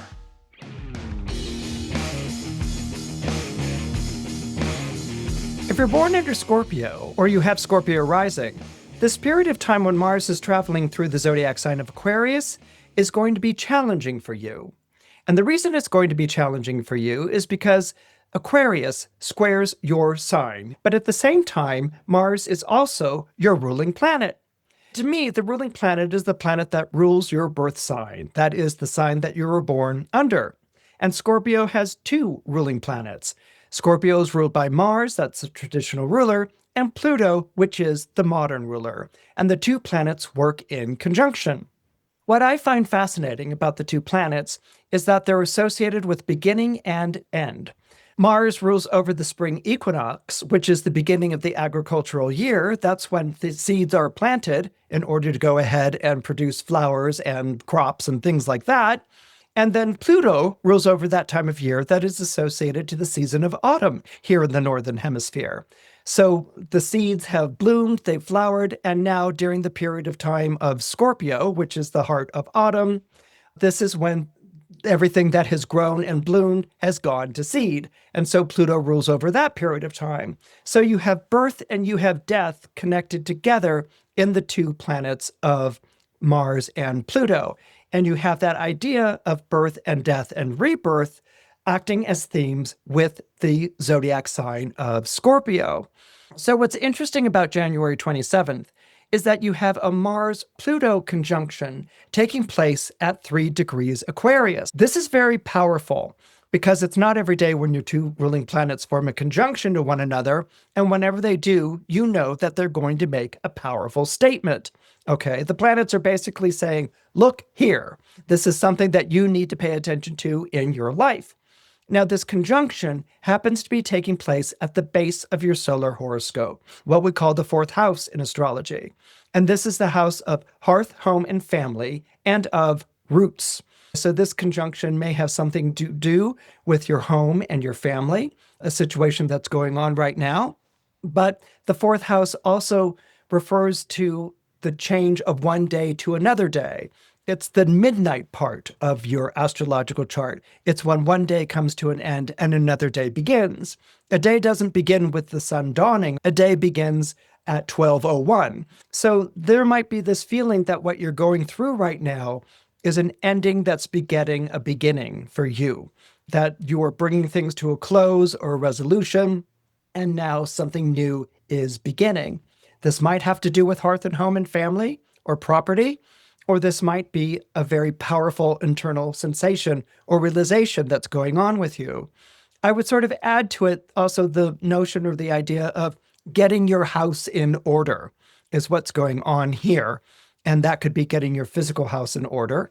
Maybe you're going through construction or remodels or something along those lines, but it's also getting your psychological or your spiritual house in order, getting your affairs into order so that you can live a life that feels much more empowering for you, that things aren't disheveled, they're not a mess, they're not in a state of disrepair, that you're getting rid of the things that don't work in your life anymore, you're embracing the things that you do, and you're getting a sense of being strengthened, of being rooted in place. And so this may be a very, very powerful period of time for you. On February 13th, Saturn enters the zodiac sign of Aries. Now, typically, Aries and Scorpio would be two zodiac signs that don't really have a lot in common. They don't share the same mode, they don't share the same element, and they don't even share the same time of year. But what unites these two zodiac signs is Mars as the ruler. So with Saturn entering Aries, it creates a mutual reception to your ruling planet Mars, which is traveling through Aquarius. And what happens here when Saturn moves into Aries and forms a sextile by sign to Aquarius is this feeling of getting the house in order or bringing something to a conclusion or a resolution is also gives you an action, that there's something that you can now do as a result of having gone and taken care of this unfinished business or having gone and made these repairs or restorations, that an avenue has now opened to you where an avenue had not been open to you before. It's almost like you paid your dues, so you can go from servile position to a better position, or you've organized and gotten things together, so this makes you more efficient or more capable or more able. Or maybe you finally finished a dissertation or something along those lines and you graduated and now, you're employable in your expertise field of interest. So where you might have found yourself on a path that was difficult, Scorpio has a very hard time in bringing things to a close or a resolution or something along those lines. But nevertheless, Scorpio is a zodiac sign that's uniquely outfitted to bring things to a close or bring things to an end. This is something where you see what you can do with that experience by having completed this task or this chore or this responsibility or this period of time where you were more involved in private affairs. You're now moving into something where you can use this. You have access to an avenue or a series of avenues that you did not have access to before. One of these avenues may be the area of work. You might find yourself working in a different position or a different department, or maybe even having gotten a promotion as a result of paying your dues and having done the trudge work. And there's still more trudging ahead with Saturn in the sixth house, but it's a good trudging because you feel like you're getting recognized or that you've earned a position of respect and appreciation. Now, what's interesting is this final square between Mars and Uranus that takes place on February 27th. That could be a period of time where you're throwing off the influence of another person or of a relationship or an association where you felt beholden to someone, where you felt like that person always had the upper hand. So this could be a period of time where you're ending something. It could be a professional association, perhaps even a romantic one, in which you're not going to be in the subservient position anymore. You don't want to be in this position anymore. And so you're standing on your own 2 feet and you're being recognized for that. That could be part of that. Another way that it can be interpreted is that someone who had occupied a position, but now you've come to rival that person may decide to leave or leaves as a result, maybe is let go or something along those lines. And you might feel ambivalent about that. On one hand, you might feel kind of like, yeah, I won. You are Mars ruled after all. You might be like, yeah, I won. But then on the other hand, because Scorpio is a watery sign, you might be like, and that person lost. And that makes me feel really guilty and bad. I don't feel good about this. So that might be where you are as a result of this square, this final square that takes place on February 27th. It's important to remember at a time like this that if a person is left, they've either left because they've chosen to leave, or they might have left because they can't keep up, or they might have left for different reasons. But it's important to follow through with what you've earned and to treat this as this person's business. Did you gain something, and was it your gain to the detriment of someone else? Or perhaps you were just better suited to this position or this situation than the person was, or perhaps this person had had enough and decided to go their own way. So even though this brings a break and something that might make you feel a bit guilty and bad, it's also important to recognize that this is how it all played out and this is what you've earned, and to carry forward with that. I'm not saying that you have to rationalize this, well, that's the way life works. You don't have to do that. But at the same time, you don't have to give back the prize that you have dutifully earned or won either. But it's about accepting that there are gains and losses, and this is something where you've gained, and you might feel a bit bad, but what's ahead of you is going to be demanding and challenging enough that you'll probably soon forget it. But at the end of the day, this is something that you earned through your diligence, through your discipline, through your hard work, and you have every right to enjoy it and inhabit it.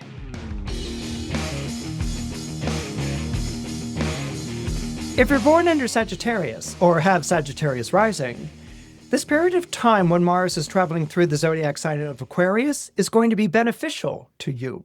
And the reason for that is because Aquarius is an air sign, Sagittarius is a fire sign, and they form a natural sextile to one another.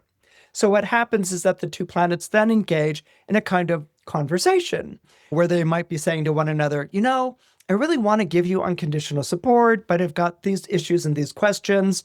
And the other person might be like, okay, I understand that. Let's work it out. Let's sit down and negotiate and talk this through. And both planets are like, okay, that sounds great. Okay, that's a sextile. It's conversational and it's cooperative.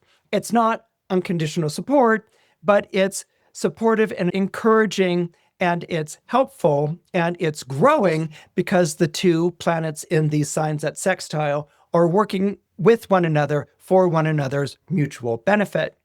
So what happens when Mars is going through Aquarius is not only do you feel gung-ho, which is what one can feel when Mars is going through a sign, but you want to get on out there and achieve things. You know that things aren't going to come easily, that you're going to have to work for them, but you've got Mars as a team player who's saying, we can do it, and so you're working together to achieve the things that you want to achieve.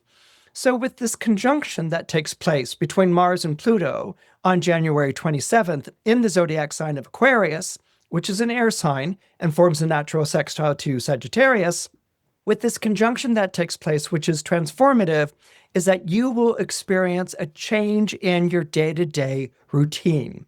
And the change might very well be something that you brought about yourself. Maybe you've decided to lose weight. Maybe you've decided to exercise or change your exercise regimen. Maybe you've decided in some way to improve yourself. Maybe you're taking up studies or you're bettering yourself in some sort of way, changing your diet, making it more nutritious. Or maybe you've gone to a workshop to work out communication skills or something like that. The self-improvement is a decision you've made. It's deliberate. It's something that you want to do to make yourself a better person, maybe a better worker, maybe a better friend, maybe a better communicator. And it's something that you take on deliberately, okay? So it's not whimsical, it's not spontaneous, it's not capricious. It's something that you really commit yourself to. On February 13th, you're going to get chart support because Saturn will enter the zodiac sign of Aries. And so what Saturn does here is that it shows you taking on this new discipline, this new interest with real serious interest, and then going to a whole new level. You get better at the sport. You get better at the craft. You lift more weights or heavier weights, and it shapes your body. You feel invigorated and good and strong as a result. This can be what happens during this period of time. And then where we go on February 27th, when we have this Mars-Uranus square, and a square, remember, is a conflict. What can happen here, because of the two areas of the chart that are being triggered here, is that here you've made yourself better. You've improved yourself. Let's say you become a vegetarian and friends are like, oh, you don't have to be vegetarian tonight. Why not have a burger? Or maybe you decide that you're not drinking anymore and friends are like, oh, you don't have to not drink tonight. Come on, have a beer, and you're saying, no, I really don't want to do that. Well, this tension can rise and become quite recognizable, like in your face on February 27th. And this might be a period of time where friends are trying to lead you back to your old habits, or maybe there's a new discipline that you bring to your work, and coworkers that you used to hang out with and joke with or whatever are now suddenly like, oh, look who's gotten so serious, or, are you being a kiss up, or are you working for a promotion here? And, they're trying to bring you down, and not because they've got anything against you, but you're moving away from them. Your commitment to self-improvement has taken you to a new level. You're in a new place, and they want the old you back. Or maybe actually it is about them putting you down, like your commitment to a higher level performance is threatening to them or putting them on edge. Mars can do that. We talk about Mars as going after something that you want and fighting for what you want and things like that. But Mars can also, in its accomplishment, in its ability to achieve things, put people on edge, where all of a sudden people feel very competitive or like they've been dissed in some way. Mars can create that type of energy, and it can certainly become quite volatile during Mars-Uranus square. So this is going to challenge you as a Sagittarius, because Sagittarius is mutable and you like to be agreeable and you don't like people's noses being put out of joint. But at the same time, you're being seen differently and you like being seen differently. And this might cost you some associations and friendships. And if those associations and friendships were worth it, then they'll make the transition along with you. I mean, there's no reason why you can't have a vegetarian meal and they have their regular meal, or they can't have a beer and you have sparkling water or something along those lines. But you have to own it. You have to own that this is who I am now, and I'm not going to be led back to, and by me improving myself, I'm not a threat to you. You have to own that, but you also have to stay true to this new course that's set before you. And so this is something I see coming to a head on February 27th. And it's also something that I see as really urging you to take the next step. And that if these friends or acquaintances, who feel a little bit threatened or something like that, if they really care about you, they'll make that leap along with you. And if they don't, then you know that they really weren't on your side to begin with. And so not only is this going to be a very strong self-realization period at the end of this 5.5-week tenure, but it's something that you're going to find yourself really committing to and feeling very, very strong about and really wanting to go the distance.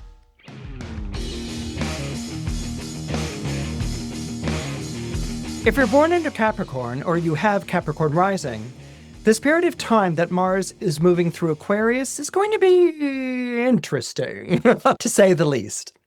And that's because Mars is beside you, but it's still in a blind spot as far as you're concerned in the chart.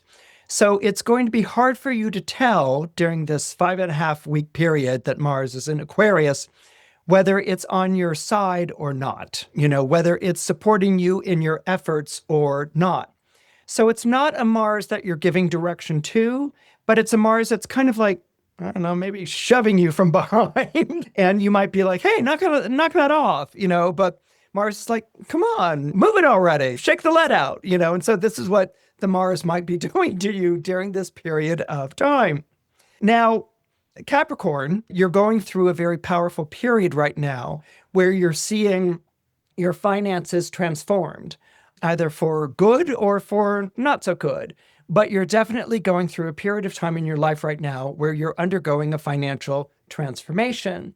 Now, this began for you in February 2024 when Mars and Pluto conjoined for the first time in Aquarius.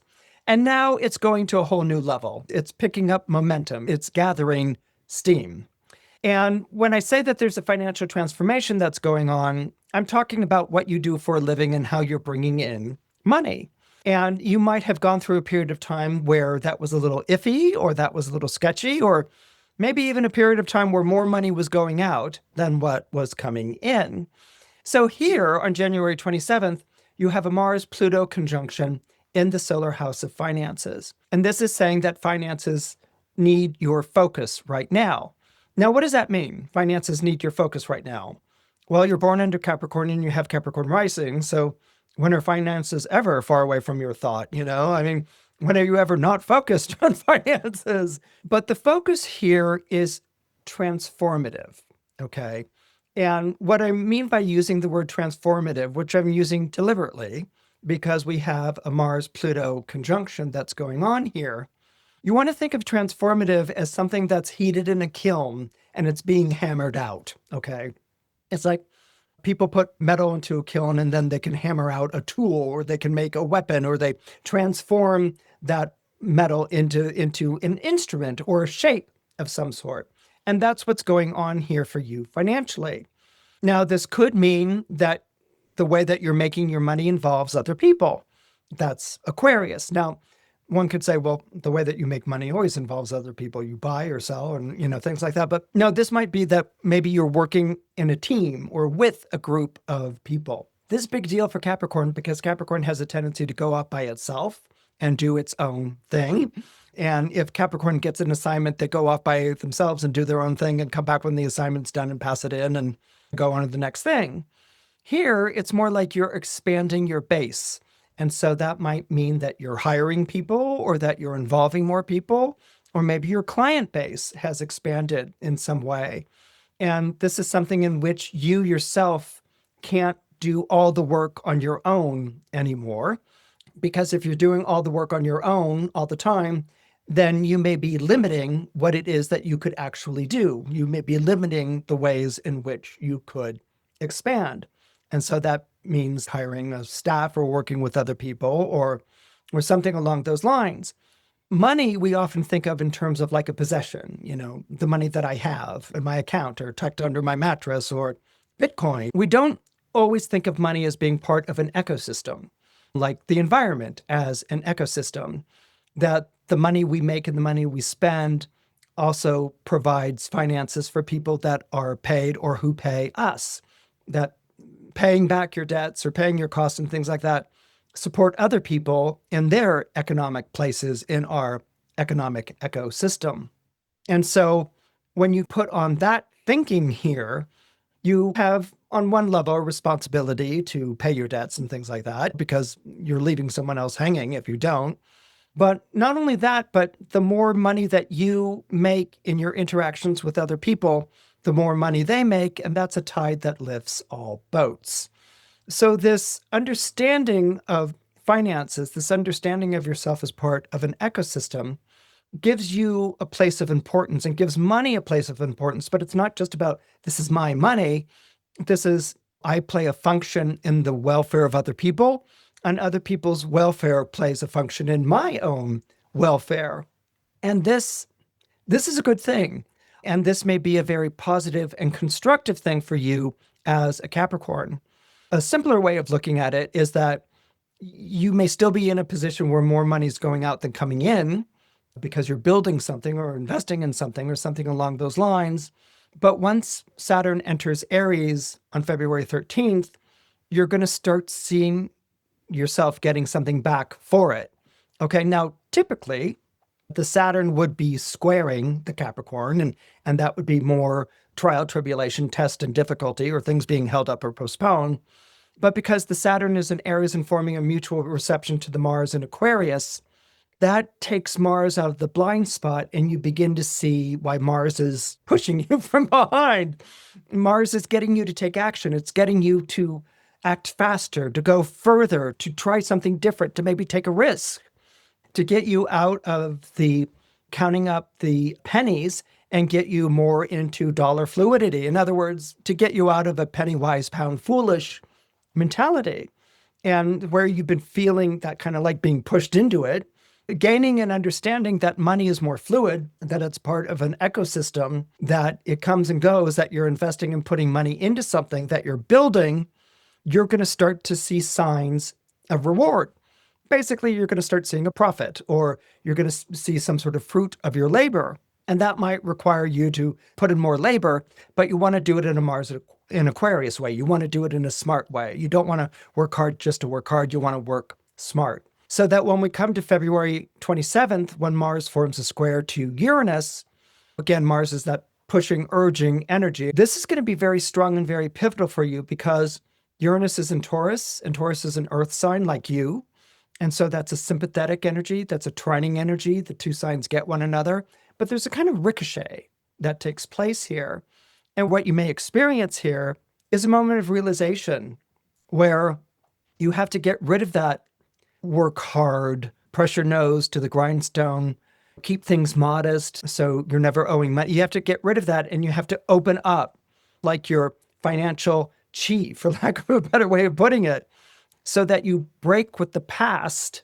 You break with your habitual way of looking at money, which can be based on scarcity, and you see it more as something that's fluid in life, and that you go and you embrace your future with different ideas of what money can do for you and for the lives of the people around you. They might be coworkers, they might be customers, but that you play a very strong role in this ecosystem, and they play a very strong role with you because you're part of this ecosystem.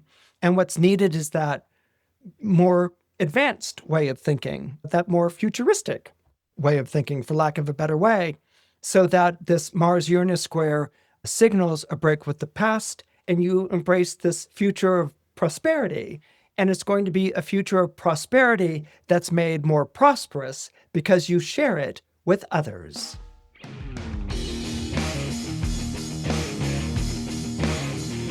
If you're born under Aquarius, or you have Aquarius rising, this conjunction that takes place between Mars and Pluto in your own zodiac sign on January 27th is going to be very revealing.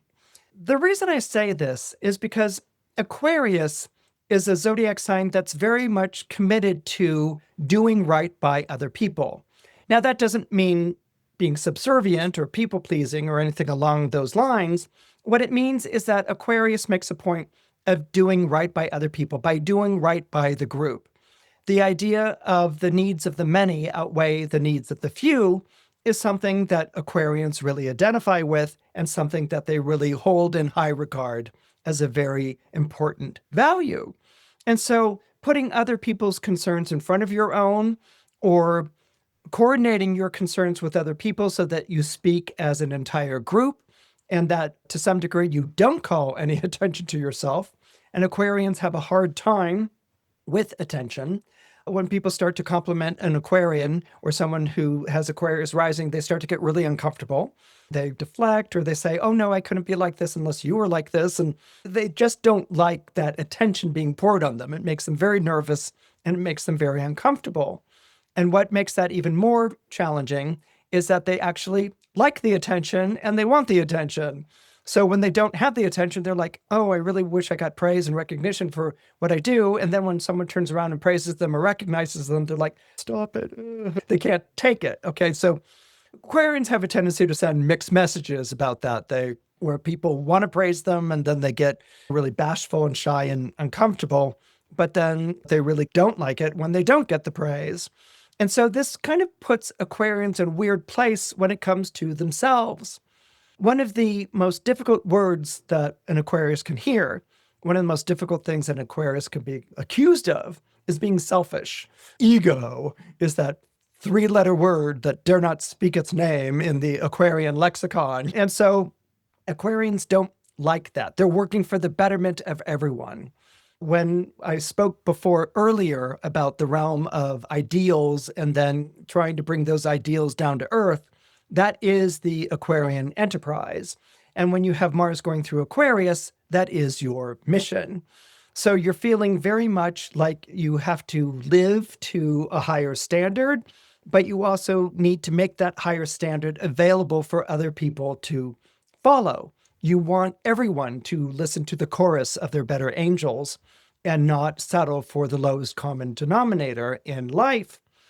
When you have Mars and Pluto conjoined together in your zodiac sign, you're going to have this realization or this feeling that you are a very powerful personality, okay? That people do what you say, that they look to you for approval, and that they hold you in high esteem. They hold you in high regard. That's something that you always try to get out of or deflect or call attention to something else. But you may feel that on January 27th that you have to bring that to bear, that you have to bring your personal power to bear. And that could be because you champion someone, or you defend someone, or you protect someone. That could be because you make the difference between a situation working or not working. It could be because you bear witness. But there's going to be this attention, this focus that's put on you, and what you say is going to matter terrifically. It's going to matter tremendously on January 27th.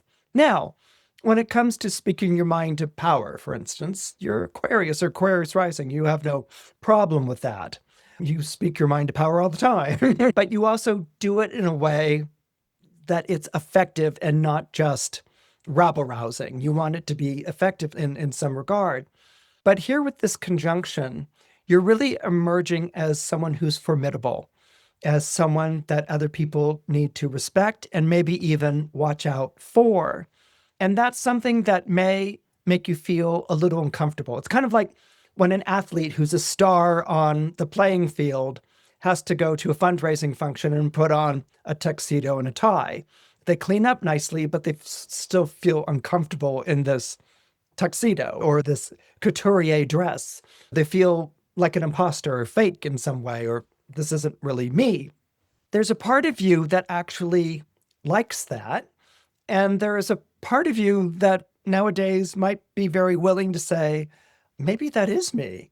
And so you're dealing with the whole idea of power and power tripping during this period of time of Mars being conjunct Pluto.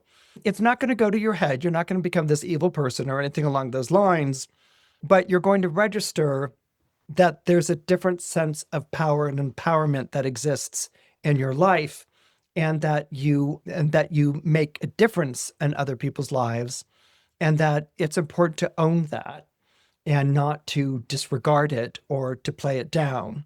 On February 13th, Saturn, your traditional ruler, enters the zodiac sign of Aries and forms a mutual reception to Mars, which is traveling through your own sign.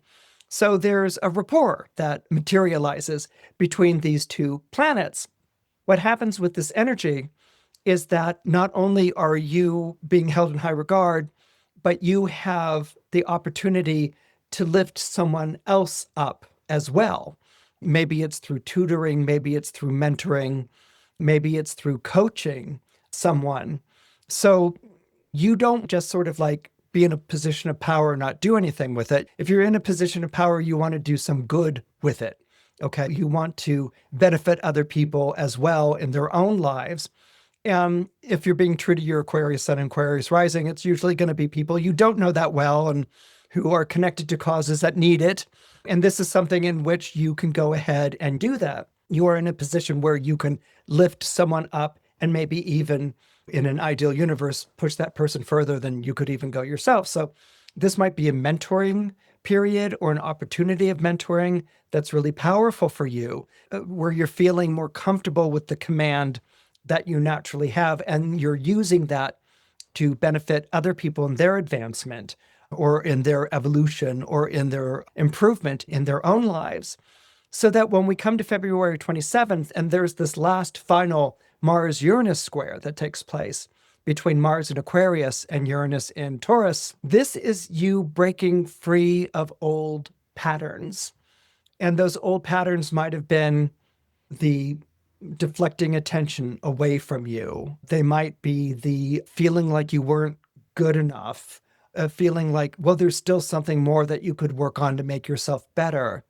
There's nothing wrong with owning who you are in the now, okay? And there will always be improvement and things that need to be done.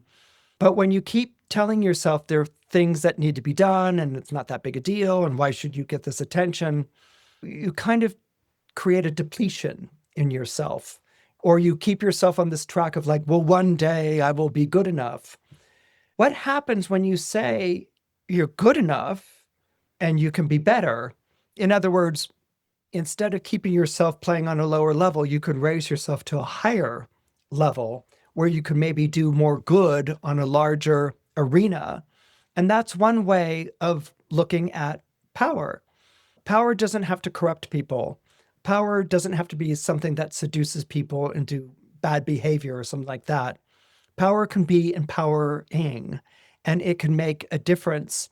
And when you see yourself as that type of person and making a difference in other people's lives, this is something where you break those old patterns. You don't need to put yourself down, and you escape situations where you've been dominated or you've had to feel like you had to keep yourself under lock and key. You're comfortable with how powerful a person you are. And I think the sooner that you let yourself say that and recognize that in yourself, the more gracefully and the more comfortably you're going to bear that mantle.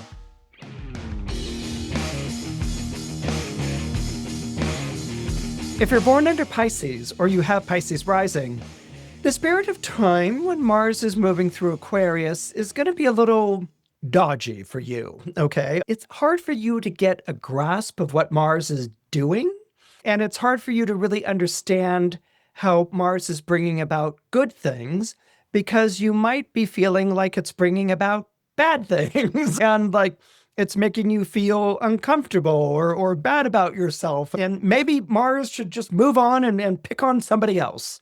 Your experience of this Mars tenure in Aquarius is going to be perhaps a little bit more resentful at first, rather than positive and receptive. And that's because Mars is forming a semi-sextile to your own zodiac sign.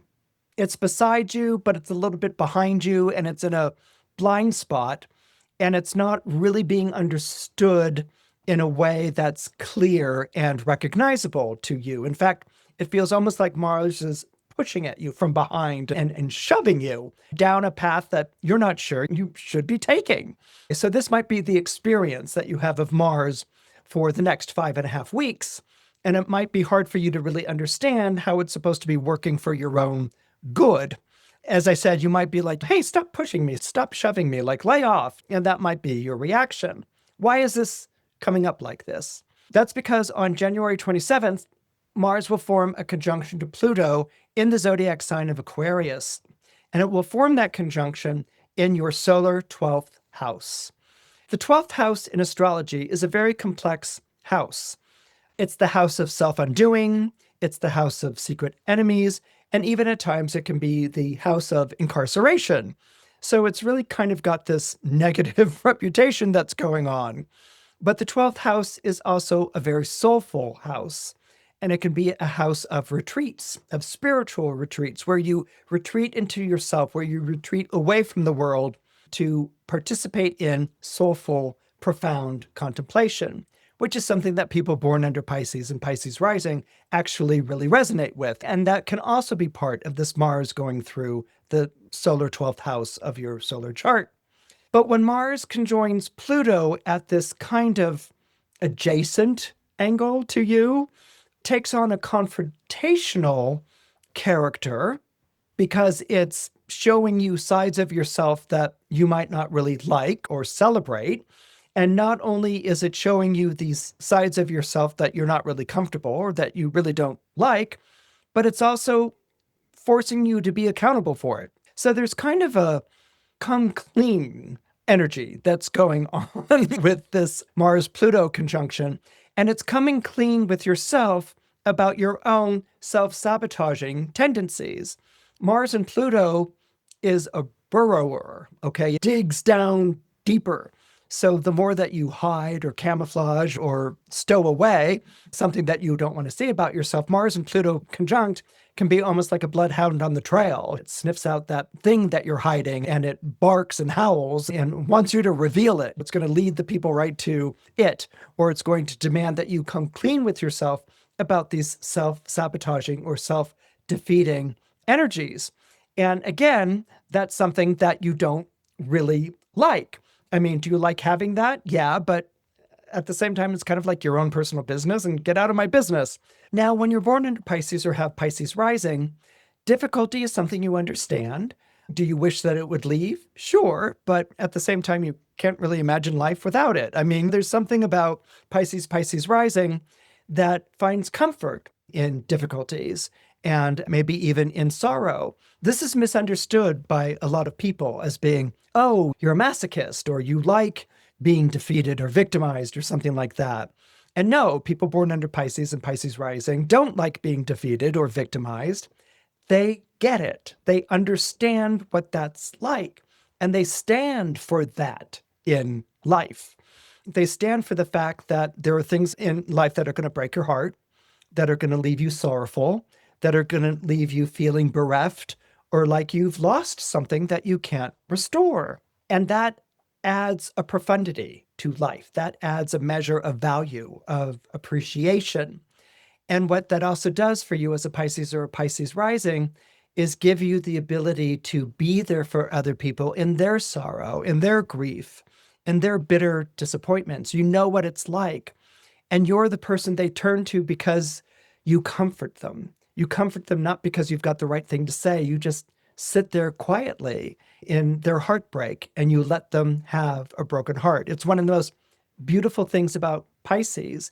And it can also be reviled in Pisces because we live in a world that shouldn't be embracing these things, where if you embrace sorrow or grief, you're a masochist or you're asking to be a victim or something along those lines. And no, you're feeling grief, you're feeling sorrow, you're feeling heartbreak, and you need to feel that, all right?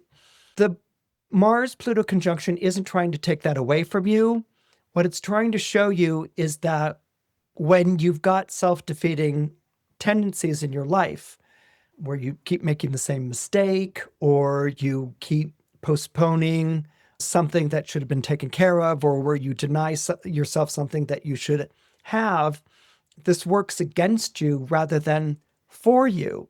And that when you look at these self-defeating tendencies and you recognize them, you name them, and you say, okay, this is a part of me and I want to change it, rather than this is a part of me and it's just going to stay that way, then you can head and move in a different direction.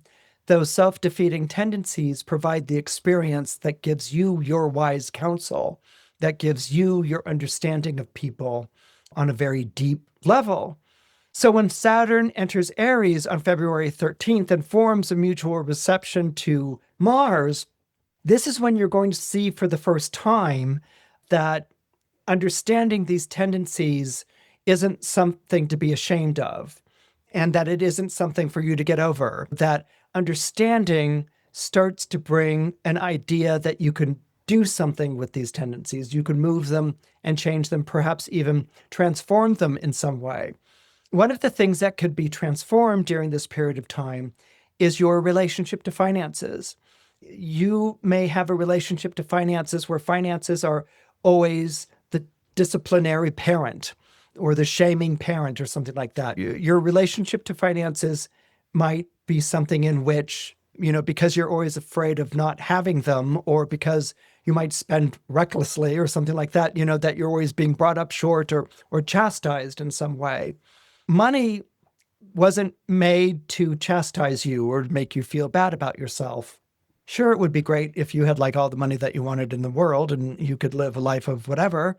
But if you look at the people who do have all the money that they have in the world, they're rather miserable. They're still greedy, they're still hungry, they're still needy, and they still are at odds with who they are. They still feel bereft or treated badly in their life. So money doesn't bring that to anyone. But what money can do, if you have a healthy relationship to it, is become something that sustains you and that supports you. And this is something that your attitude about money is moving away from it being a disciplinary, prohibitive force in your life, a shaming force to accepting your peccadillos or your indulgences, but also understanding that, paying back people is a good thing. Money can be a supportive energy in your life if you treat it as a friend rather than a chastising parent. So when we get to February 27th, when we have this last square between Mars in Aquarius and Uranus in Taurus, and it's the last square that they'll form in these two zodiac signs, what's going to happen is that the Uranus in Taurus, because it's an earth sign, forms a natural sextile to your zodiac sign, Pisces. So it's almost like Mars will be talking to you in terms of like, you get what Mars has been doing instead of it feeling like it's shoving you forward or making you see things that nobody should have to look at or shaming you or deriding you. You'll understand as a result of this square, which can be a breakdown, but it can also be a breakthrough, how it's not feeling guilty about things that aren't the best tendencies in you. It's about owning them, learning from them, and then becoming wise as a result of them, turning them so that they favor you, that they promote you, rather than that they undercut you. And that when you change this energy around, it almost is kind of like an alchemical process where it transforms dross into gold, where it transforms parts of yourself that you were ashamed or felt bad about into parts of yourself that ennoble you or empower you. And this will provide in its own way access to those ideal truths that remain beyond our reach, but then through this process can actually help you to understand how they work in your life, so that instead of imitating them, you inhabit them, and that you bring those heavenly ideals down to earth in your own day-to-day existence, and that you will find this experience both prosperous and fulfilling. If you enjoyed what you saw, please press the like button. It helps more than you know. If you could subscribe, that would be wonderful. I've had such a wonderful time visiting with you this week, and I can't wait to get together next time on Christopher Renstrom Astrology.